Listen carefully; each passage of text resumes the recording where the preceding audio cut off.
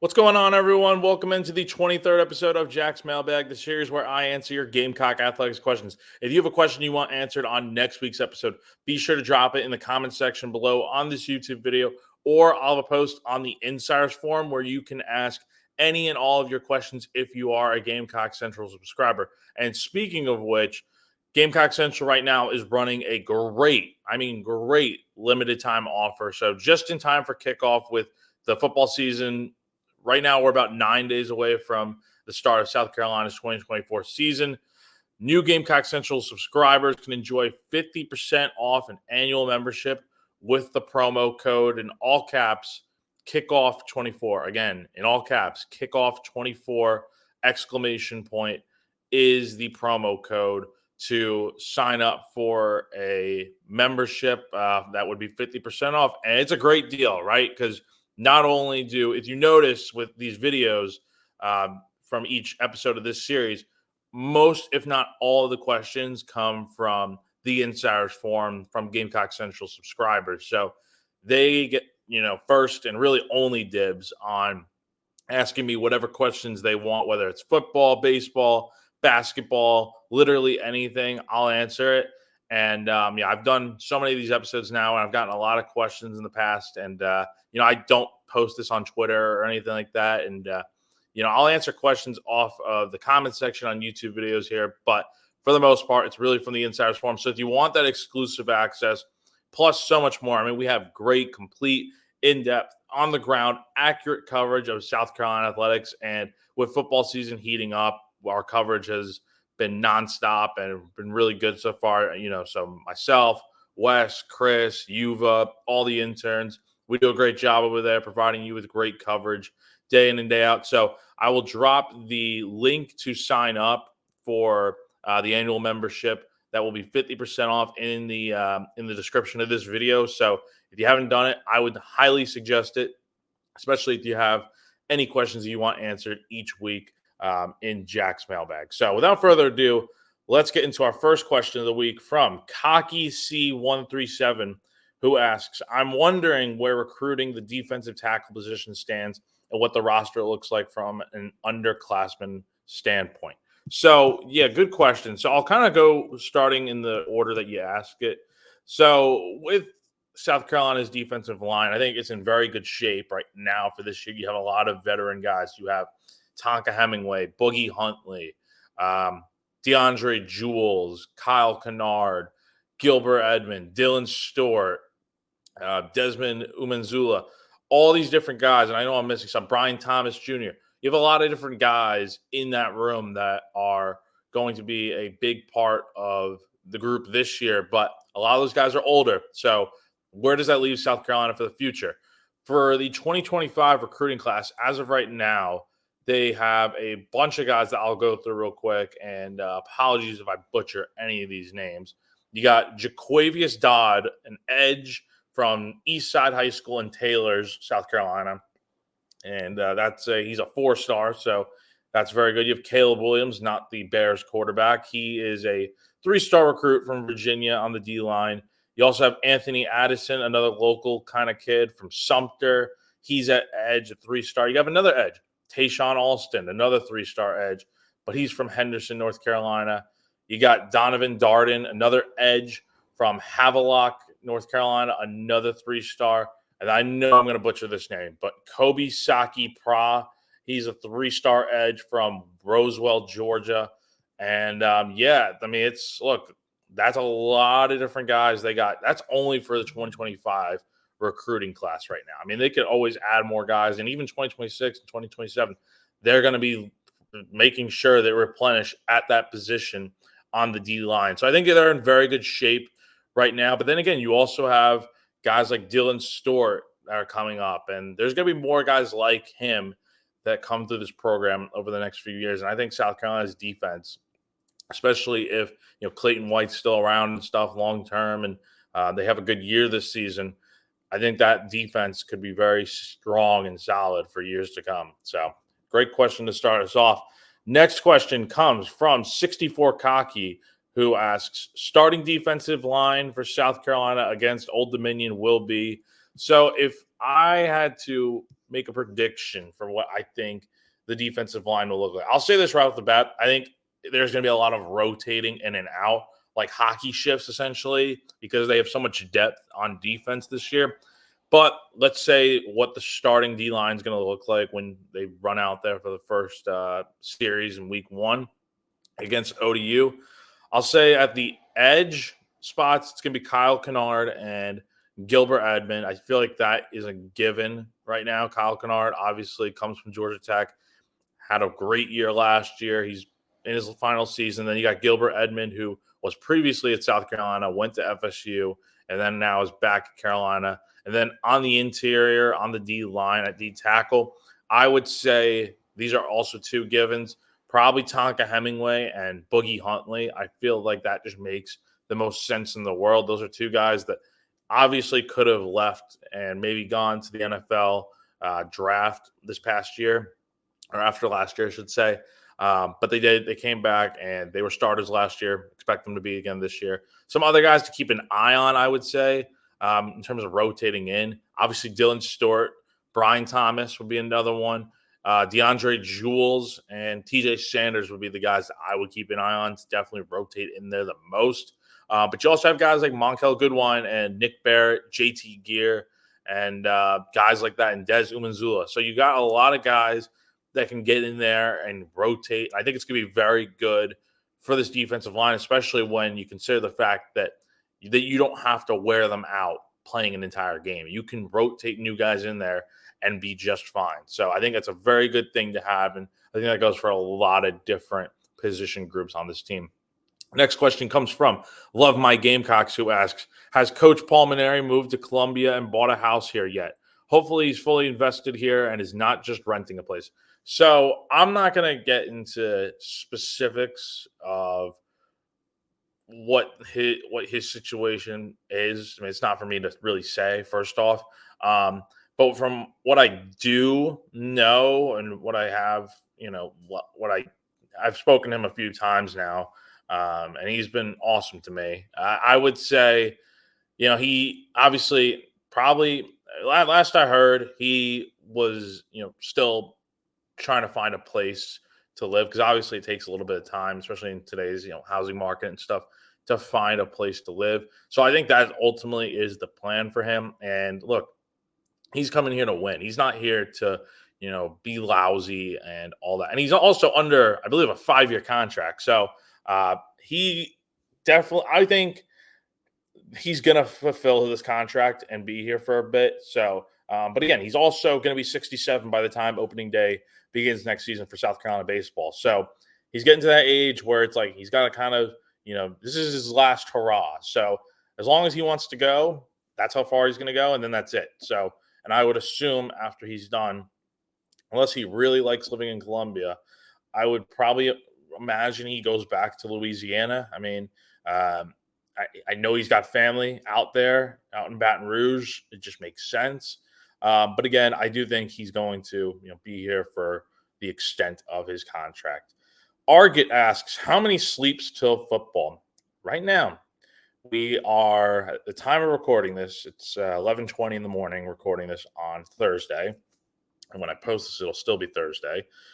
We are less than 48 hours away. Actually, 48 hours away right now from when I'm recording this, from the start of the college football season when Florida State and Georgia Tech face off in Ireland. That is really cool. Week 0, I know the slate is not great this year, but it is what it is. It's college football. Going to be watching College Game Day, the whole ordeal. And I wish we could watch Hawaii play Delaware State. That in itself is a whole another story. But, yeah, and then for South Carolina, 9 days away from the start of the Gamecocks 2024 season. Should be a fun one. And, yeah, definitely looking forward to it. Next question comes from Wolverine2, who asks, predict both baseball and men's basketball record as you feel right now. For good measure, women's basketball too. So I'll start in reverse order there. With women's basketball, look, I don't know a ton about what the team looks like this year, just because I don't, really cover the women's basketball team all that much, really at all. But I will say we do a great job over on Gamecock Central covering that. Chris Wellbaum, been our longtime women's basketball beat writer over there. He does fantastic work. I know the schedule is something to always keep an eye on. They just got released the other day, but from what we know, obviously some of the big games they're going to be playing, you got NC State, Iowa State, Purdue, Duke, UCLA, I believe, is on the schedule. So it's a great looking schedule, I think, from South Carolina's standpoint, because they always schedule harder teams, in my opinion, which is something to definitely respect and like. And then obviously the SEC play is going to be something to keep an eye on too. But I think right now, until proven otherwise, I would say the women's basketball team should be the favorite to win the national championship. I would predict them to probably win the title. They got most of their team returning this year. I saw something on SEC Network this morning where they have, I think, 86% of their team from last year's back for another year. And you got to keep in mind, they were young last year. So they're going to be experienced for another season this year. And I fully expect, until proven otherwise, there's no Caitlin Clark this year. UConn's always going to be UConn. You got some other teams there, Stanford, other teams like that. Until proven otherwise, they're winning the title, in my opinion. Baseball, because we don't really have a schedule of what the whole year would look like in 2025 yet, it's hard for me to say. However, I will say I do think South Carolina notoriously has an easier non-conference schedule, in my opinion. They play Clemson every year, so that's the tough part. But outside of that, they schedule kind of just, I guess, your equivalent of cupcake weekends. And, we've seen it last year and years before that. I think the toughest non-conference matchup they might have had for a whole weekend series lately would have been, would have been Penn. Penn was about 2023, I believe, or 2020. It was either 20. I think it was 23. Yeah, and Penn, I think, made the NCAA tournament that year for the field of 64. So that was probably South Carolina's toughest non-conference weekend series to date outside of Clemson. But I mean, with the SEC schedule and stuff, that's going to be where your money's made. That's a gauntlet every year. I know for a fact they're playing LSU this year. I've spoken to Mainieri a few times, and he's mentioned that. So that seems to be the case. Outside of that, not sure what the rest of the schedule looks like. But I would say, long story short, I would say if I had to predict how far this team's going to go, I would like to say Omaha. I think they're getting Omaha this year. I just think they're going to be such a different team this year. I think the coaching staff they brought in is hands down significantly better than everything they've had last year. Plus, you kept Monty Leon, which is huge. And, the energy just feels different right now. I know the season hasn't begun yet. I know fall practice hasn't even started yet. That doesn't start for probably like another 40 days. But I think there's something special about this year's group. We'll see if they could stay healthy for one, and if they can pitch better, and how the whole starting nine shakes out. But from what I'm seeing and what I'm hearing, it seems like they're in a good spot right now for this upcoming season. So I would say Omaha would probably be where I would expect South Carolina to go. And then for men's basketball, the schedule did release the other day.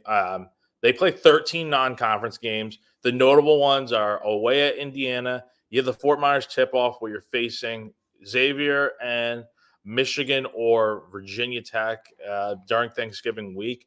So I would say from those games, and then you go to Boston College for the SEC ACC Challenge. I would say of those games, you should win, and Clemson, you should win the rest. You should win all the give me non-conference games. And then you talk about those 5 games: Indiana, Xavier, Michigan or Virginia Tech, BC, and Clemson. I would say you can, for sure, I think you can win 3 out of those 5. I think Indiana might be a little tough, but if you pick up that win, it's like that's your signature win of non-conference play.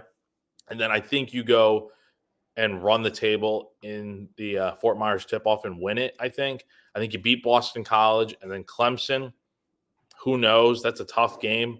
Clemson's obviously coming off a strong year last year in the NCAA tournament. But again, it's in Columbia, so that's always going to be tough. I'm not sure. I would say South Carolina probably wins 3 or 4 of those games. And then you get to SEC play, and there's a lot of, you're playing pretty much everyone. So, but I think the schedule's pretty balanced to where it's like you got some good games in here. The one tough part of the season, I would say, to keep an eye on is February 8th, you go to Kentucky, and then February 11th or 12th, you come back home, play Ole Miss, and you're back on the road again for the following week, where you go to Florida, and then you go to LSU. I think that's 3 of the 4, 3 of your 4 games there are on the road. I think that's going to be a really tough stretch for South Carolina. But if you get through it, and then I think I don't know if it's possible that they get back to what they were last year. 26 wins, setting tying the all-time record for South Carolina wins in a season at 26 last year was super impressive. How do you even top that? I'm not sure. I think this team's definitely going to get back to winning games in the 20s again. I think they'll get close to 26, but it's going to be tough to replicate what they did last year. But from a general standpoint, again, I really can't predict the record right now because I also don't know what some of these other teams are looking like in the SEC. I would say South Carolina has a similar year to last year. However, I think they probably get into that 22 to 24, maybe 25 win range heading into the NCAA tournament, where I do think they're going to make it back. And this year, I was talking about it this morning on 107.5 The Game. Last year, obviously, you get blown out by Oregon and Jermaine Cousinard in the first round of March Madness. I think this year your team's deeper. I think they're better this year. Obviously, you lost Tlon Cooper, Michi Johnson, BJ Mack, guys like that. But I think what you brought in, you got Nick Pringle, who went to a Final Four last year with Alabama. You got Jamari Thomas. You have Jordan Butler. This team should be a lot better in the paint. They should be a lot bigger and more physical. Colin Murray-Boyles is back for another year. I think this team could be dangerous this year. I think they are going to get slept on again. I've said it before. I think they'll in the SEC conference projections for the season, I think they're going to probably be middle of the pack. And I think they're going to use that to their advantage again. I think they're going to go out there and prove people wrong. And I believe, if I had to make a prediction right now, they're definitely going to get past the round of 64, in my opinion. I think they can be a borderline Sweet 16 team this year. That's just my prediction right now, but we're going to have to see. And then our final question of the episode comes from True Check, who says, Jack, have you heard anything on Amari Huggins Bruce? So, yeah, that's an interesting thing that I kind of heard about a little bit yesterday. And we have an update from Chris Clark on GamecockCentral.com on the Insiders Forum. And I won't get into all the details of it. Again, this is why you should subscribe to GamecockCentral.com, pay for that 50% off membership. It's a great deal. But from our understanding, without giving away too much, he is apparently still a part of the team. So that's really all I'm going to say on that. But yeah, when you think about it a little more and you put together some of the recent things that have happened lately with, the depth chart will be coming out next week at some point. A certain player just got put on scholarship. How does that impact things? I don't know. It might make a little sense. I don't know. So that is going to do it for this week's episode of Jack's Mailbag. Again, if you have a question you want answered on next week's episode, be sure to drop it in the comments section below on this YouTube video, or I'll have a post on the Insiders Forum on GamecockCentral.com for next week, where you can ask any and all of your questions. And again, if you want to ask me a question, be sure to subscribe to GamecockCentral.com. Pay for the 50% off membership. It's a great deal, great offer.